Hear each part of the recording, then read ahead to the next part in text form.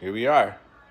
Kind of just wrapping things up, going back, taking a look at things, correcting things as we go. If you notice, I went back and we switched out our clamps all the way around.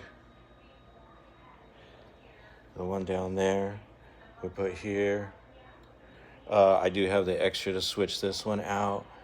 We put them on here, even in the back. Also, as much as I like the hardware, as far as like look goes, as far as like working with them, they suck. They're really easy to strip, so I'd like to keep it easy for myself and for the next person that possibly has this car. So I'm gonna run out and we're gonna go get different hardware before we throw everything else back on. Our water tube outlet is in. Our knock sensor down there is in. We got it all locked in. So we're good to go.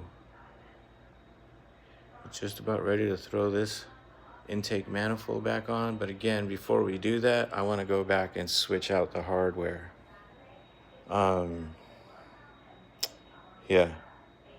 So we're going to do that. And then we can put our fuel lines back on.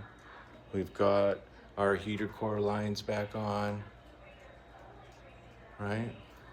I did put my EGR back on with the plate. We're not using it, but rather than have it dangle, I'll just have it plugged in and it's back on there. I don't think I even need to put that hose on, but I'd rather leave it on than worry about leaving it off and then having to get to it later.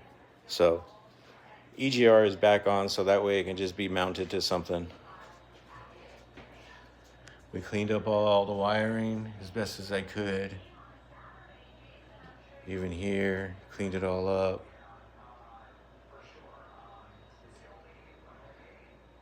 Our hoses, which is really cool, we were still able to use the hoses from our 2015 EcoBoost Mustang Mishimoto intercooler kit, radiator kit.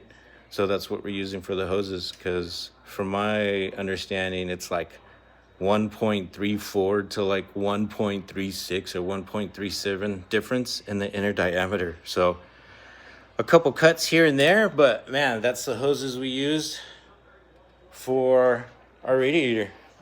Same thing with this, came from the Mustang EcoBoost.